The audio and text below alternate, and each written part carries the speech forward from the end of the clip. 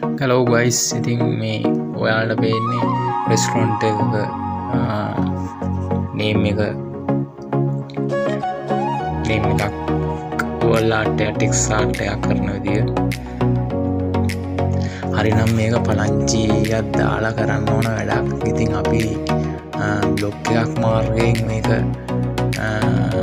කරගත්තු ආකාරය තමයි ඔයාලට පේන්නේ. ඉතින් අපි බලමු මේක වැඩේ ෆිනිෂින් වුණාට පස්සේ තියෙන ලුක් එක.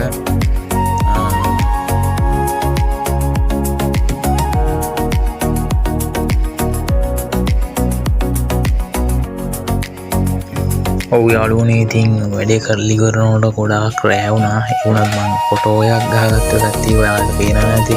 ලස්සනට රෙස්ටොරන්ට් එකේ නම බ්ලැක් ටෙක්ස්ට් එකකින් ලස්සනට පේනවා. ඉතින් ඔයාලට සෝල් ආර්ට් කරගැනීම සඳහා අපව අමතන්න.